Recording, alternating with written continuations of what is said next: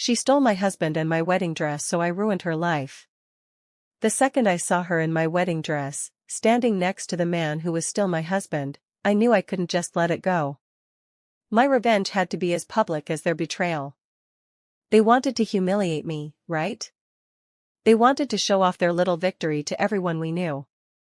She thought that dress was her trophy, but it was like she'd handed me the perfect weapon. They had no idea I was about to use her ultimate power move as the trigger for their own destruction. They thought this was the end of my story. No. I was about to become the author of theirs. This is how I turned my stolen wedding dress into the very thing that ruined their lives. It's wild, isn't it? How you can look back at your life and see a clear before and after, like a book snapped shut on a chapter. My before felt like soft sunlight and smelled like coffee on a Saturday morning. And the main character in that life, besides me, was Liam. My Liam. Our love story was the best kind of cliché. We met in college, total opposites. I was the planner, the one with the color-coded calendar. He was the spontaneous artist, a wild river of ideas. I was like the riverbanks, giving his life direction. For 8 years, he was my everything. My best friend, my confidant, my partner. Our life wasn't about huge, dramatic gestures. It was a mosaic built from small, perfect pieces. The way he'd always save me the last piece of chocolate, the little doodles he'd leave on napkins for me to find, the easy silence we could share just reading in the same room. We were a team. When I got a big promotion, he was the one who framed the announcement letter. When he was struggling to sell his art, I built his website and managed his commissions. Our belief in each other was the foundation for everything. So when he proposed on our 6th anniversary, under a sky full of stars, it wasn't a shock. It was just the next step. Our next beautiful, logical step. And then came the wedding planning. Some people hate it, but I loved it. I poured all my energy into creating the perfect day, a day that was totally us. And then there was the dress. It wasn't just a dress. It was a promise in fabric form. I found it in a little boutique on a side street, the kind of place you'd miss if you weren't looking. My mom and my sister, Maya, were with me. The dress was everything I didn't even know I wanted. A simple, elegant A-line gown with delicate lace sleeves that looked like they were spun from moonlight. It had a row of tiny pearl buttons all the way down the back. When I put it on, it felt like my soul was wearing its favorite outfit. I just felt like me. The best version of me. My mom cried. Maya gushed about how it was made for me. Looking in that mirror, the whole wedding suddenly felt real. It cost a fortune, more than I'd ever spent on anything, but it was an investment in the happiest day of my life. Our wedding day was perfect. June, sun-drenched, flawless. Liam cried when I walked down the aisle, and I remember thinking my heart might actually burst. We said our vows, promises of forever that felt as solid as the ground under our feet. After the wedding, I had the dress professionally cleaned and preserved in a special box. I tucked it away in the back of my closet, like a sacred relic. I imagined, so stupidly, showing it to our daughter one day. For the first 2 years of our marriage, that perfect life continued. We were saving for a house, talking about kids, living out the plan I had so carefully drawn up. And my sister Maya was always there. My younger sister, my best friend. She and Liam had this fun, brother-sister thing going. I thought it was sweet, like a friendly dog who loves everyone in the house. I loved that the two most important people in my life got along so well. She was at our apartment so often she might as well have lived there, always borrowing my clothes, venting about her dating life, and eating the dinners I cooked. I thought we were this happy, tight-knit little family. I was so wrong. The life I thought was a fortress was just a house of cards, and a hurricane was on its way. And it all started with a change so small I almost convinced myself I was imagining it. The first crack was so small I almost missed it. It started with little changes in Liam. Suddenly, he was a 5 a.m. gym guy. He bought new cologne, an aggressive scent that was the opposite of his usual. Then came the late nights at the office and a new password on his phone, which was suddenly glued to his side like a new limb. When I asked about it, he was an expert at making me feel crazy. The gaslighting was like a slow carbon monoxide leak. I was getting sick and confused, and he just kept telling me it was all in my head. I was a worrier. I was being insecure. I actually started to doubt myself. And my sister, Maya? She was my rock through all of it. I'd cry to her on the phone about the distance I felt from Liam. "He's probably just stressed," she'd say in that soothing voice of hers. She'd show up with wine and my favorite ice cream, my own personal firefighter, except she was the one setting the blaze. She'd tell me how much she admired our marriage, how we were goals. The whole time, she was sleeping with my husband. The discovery wasn't a single explosion, it was a slow, sickening realization. It started with a hoodie. One of Liam's favorite sweatshirts disappeared. A week later, Maya posts a picture on Instagram. She was wearing it. I felt this jolt in my stomach, a cold, sharp feeling. I told myself it was a coincidence, but it felt like finding a puzzle piece from your home in someone else's pocket. The final nail in the coffin came on a Tuesday night. Liam's iPad, linked to his phone, chimed on the nightstand. I never looked at his messages. Ever. But that night, some force pulled me toward it. The preview on the screen was from Maya, "Can't stop thinking about last night." My heart just stopped. Reading those messages felt like watching a recording of a house fire, knowing you were still sleeping inside. It wasn't just a few texts. It was 2 years of them. Photos of them in hotel rooms, in his car, even kissing on our couch. But the words were worse. They had nicknames for me. The Warden. Clueless. They laughed about how I was funding their affair with my long hours at work.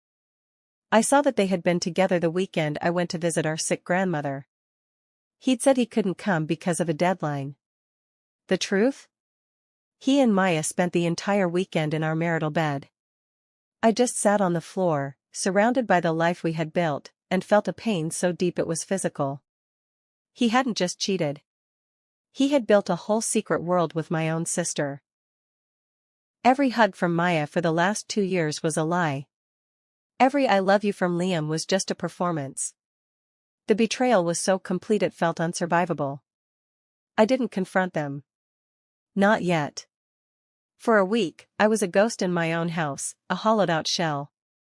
Then came the final move. The one so arrogant it would turn my grief into cold, hard resolve. Maya announced her engagement to Derek. And she asked me to be her maid of honor. A few weeks later, she calls me, giddy. "You are not going to believe my luck. I found my wedding dress." A cold dread washed over me. "Where, Maya?" "At that little vintage shop you loved. Remember? Where you found your dress? They had this incredible sample gown, and it's the one." My blood ran cold. The second I hung up, I ran to my closet. I pulled out the long, white preservation box. My hands were shaking again as I lifted the lid. It was empty. She had stolen it. She had come into my home and taken the most sacred thing she could find. She was going to marry some other guy while sleeping with my husband, and she was going to do it wearing my wedding dress. It was a trophy. A final, brutal declaration of her victory. And that was the moment the heartbroken woman died. The dam of my grief didn't just break, it evaporated, replaced by the hard, cold steel of resolve. A strategist was born. But even I couldn't have predicted the one, final act of disrespect that would turn my anger from a raging fire into a cold, sharp weapon. For a full day after I found that empty dress box, I was just a walking container of pure, white-hot rage. The grief was still there, but it was now fuel for an engine of anger humming in my veins. I looked around our apartment, no, not our apartment, the crime scene. I saw the sofa where they'd kissed, the bed where they'd slept. Every single thing was tainted. The final straw came that evening. Liam came home, humming, and kissed my cheek. He tossed his gym bag on the floor, and on top of it was a small, beautifully wrapped gift box. Oh, just a little something for Maya. A wedding gift. From me. Later that night, I found the receipt in his wallet. A pair of diamond earrings. He bought them using our joint savings account. The account we were using to save for our house. He was buying my sister diamonds with our future. The sheer audacity of it all was clarifying. It was like putting on glasses for the first time and seeing the world in high definition. The picture was ugly, but it was finally clear. The tears stopped. The shaking stopped. A profound, chilling calm settled over me. They weren't just cheaters. They were villains from a storybook, so arrogant they couldn't imagine getting caught. They believed I was just the dumb, clueless side character in their twisted love story. That night, I didn't sleep. I just sat in the dark living room and made a decision. I was not going to be the victim. I wasn't going to quietly file for divorce while they built a life on the rubble of mine. No. Their disrespect was loud and public. My response would have to be, too. This wasn't going to be petty revenge. It was going to be justice. Calm, calculated, and absolutely devastating. They had weaponized my home, my sister, and my wedding dress against me. So, I would weaponize their big moment against them. Her wedding day was supposed to be the symbol of her ultimate win. I decided, right there in the dark, that her wedding day would instead be the day of her ruin. I was no longer a wife. I was an architect, and I was about to design their downfall. To do it right, I had to become the perfect maid of honor, playing a role for months while I gathered the evidence that would bring their world crashing down. The next 4 months were a masterclass in acting. I was an undercover agent in my own life, and my audience of 2 was completely fooled. My silent endurance phase had begun. The morning after I made my decision, I made Liam breakfast. I called Maya and gushed about her engagement. I'm here for you. 100%. Maid of honor duties, commence. She bought it. Their arrogance was a blindfold they put on themselves. I became the perfect maid of honor. I helped her pick flowers. I planned her bachelorette party, listening to her talk about how wonderful Derek was. I had to grit my teeth when she hugged me and whispered, I couldn't survive all this wedding stress without you. I just smiled and hugged her back, thinking about the evidence folder growing on my laptop. I needed an ironclad case. I became a detective, building a meticulous timeline I called the 2 years of lies. I went through credit card statements and phone bills, cross-referencing everything with their social media. Every receipt and screenshot was another brick, and I was slowly building the wall that would corner them. The results were sickeningly precise. A hotel charge on our joint card in another city on a weekend Liam was at a conference. I'd find a selfie Maya posted that same weekend, geotagged to a restaurant 2 blocks from that exact hotel. The diamond earrings were just the beginning. He was funding their entire affair with our money. I hired a private investigator for 1 week. He got me a shot of them kissing in Liam's car and another of them holding hands walking into an apartment building. I realized with a fresh wave of nausea it was the same building Derek and Maya were supposed to move into after their wedding. They were using her fiancé's future home for their affair. The evidence file was a masterpiece of betrayal, and it was my script for the final act. All the while, I was the picture of support. I helped Maya with her seating chart. I went with her for her final dress fitting. Seeing her stand there, preening in my dress, was the hardest part. The rage spiked like a fever, but I forced it down. Maya turned to me, a blissful smile on her face. What do you think? Isn't it perfect? I put on a wide, bright, fake smile. It's beautiful, Maya, I said, my voice perfectly even. You look like a princess. Liam is going to be speechless. And I wasn't lying. He would be. They all would be. 2 days before the wedding, Liam came to me, holding his tuxedo. "How do I look?" he asked. I walked up to him, straightened his tie, and looked him right in the eyes. I saw the man I had loved for a decade, and I saw the stranger who destroyed me. "You look perfect," I whispered, kissing his forehead. "She won't be able to take her eyes off you." The irony was so thick I could choke on it. They were so busy admiring the stage I'd built, they didn't realize I was about to bring the whole theater down on top of them. And when I stood up to give my maid of honor speech, I would make sure everyone in that room knew exactly what they had done. The wedding day was picture perfect. Brilliant blue sky, stunning old estate, a fairy tale setting for a horror story. I spent the morning with Maya, an island of calm in a sea of fake joy. I helped Maya into my wedding dress. As I fastened the long row of pearl buttons down her back, our eyes met in the mirror. She had tears in hers. "Thank you," she whispered. "You're the best sister in the world." I just smiled. "Anything for you." The ceremony was surreal. I stood at the altar and watched her recite vows of fidelity to Derek, a kind, unsuspecting man whose life was about to explode. Across from me stood Liam, the best man. He caught my eye once and gave me a small, loving smile. It was like watching a play where only I knew the actors were villains. I watched him watch Maya, seeing a flicker of ownership in his eyes that only I could see. The reception was where it would all go down. Then, the speeches began. And then it was my turn. The DJ called my name, and a spotlight hit me. The room went quiet. Maya was beaming at me. Liam was watching me, a proud look on his face.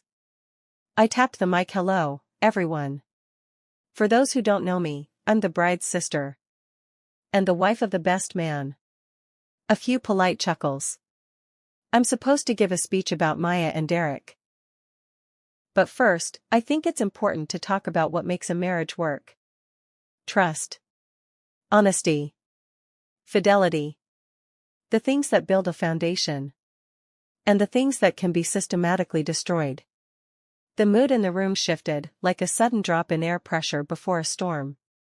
Smiles got a little tighter. Confusion flickered on Maya's face.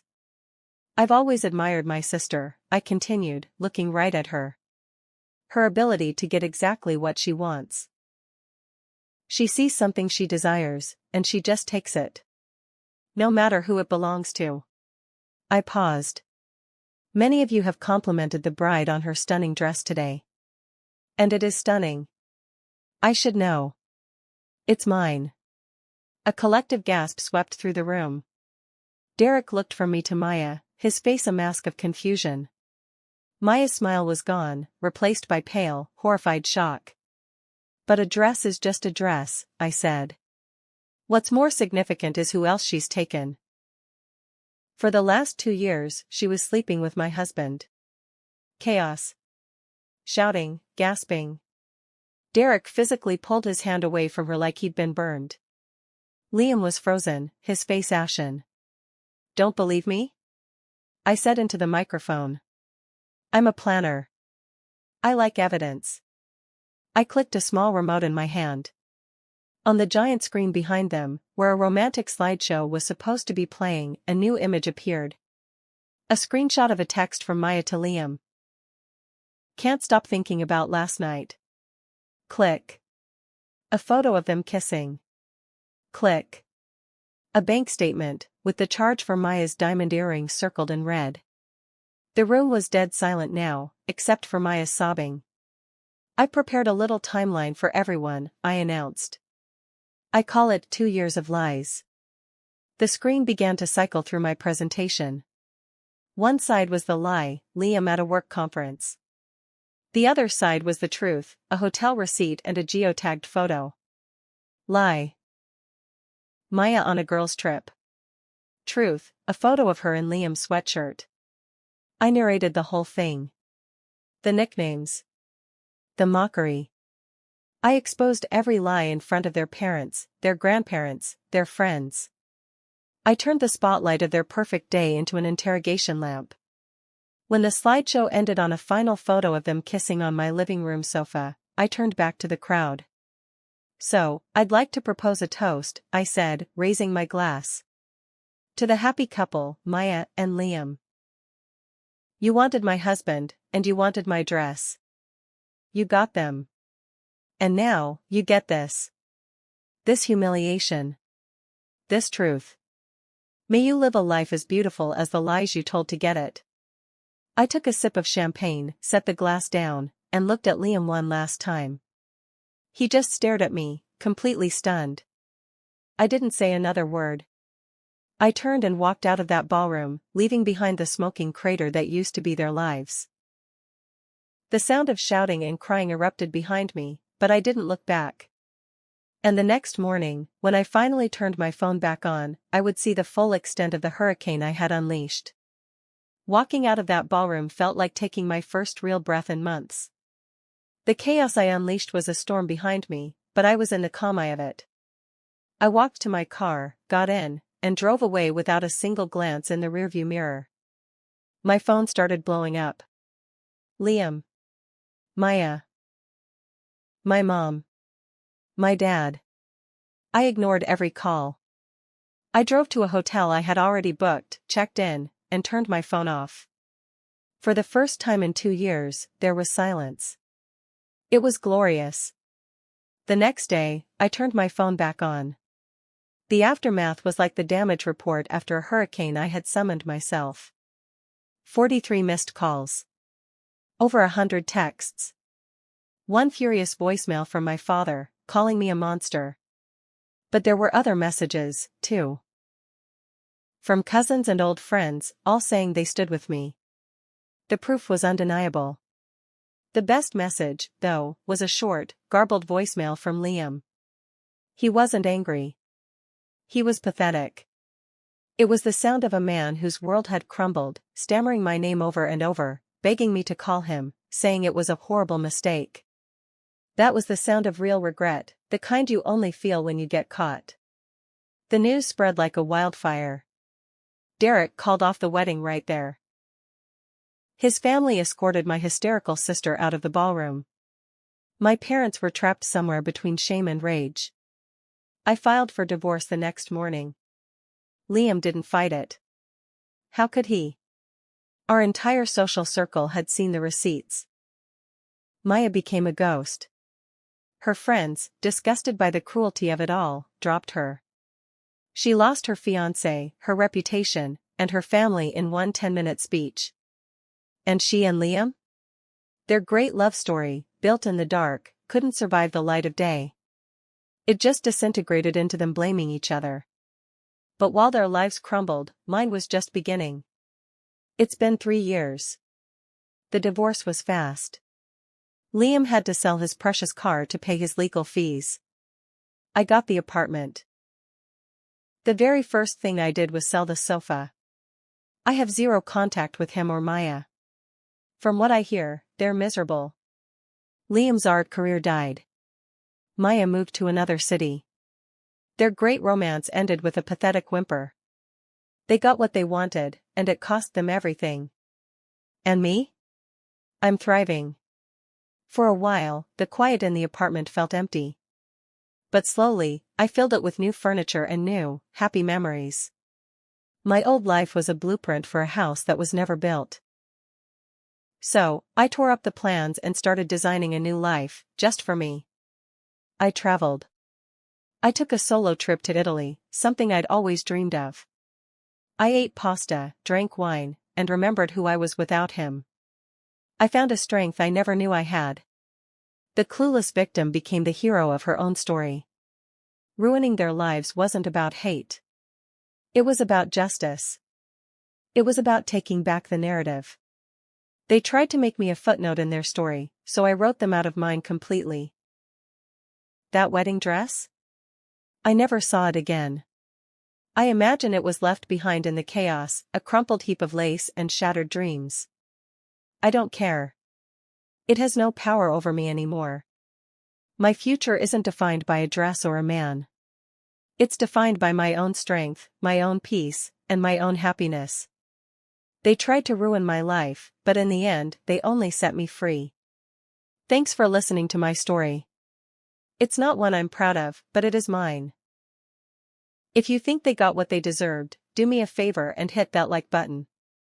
And for more stories about getting justice and starting over, make sure you subscribe. I really want to hear from you in the comments. What would you have done? Would you have walked away quietly, or would you have burned it all down, too? Let me know. Until next time.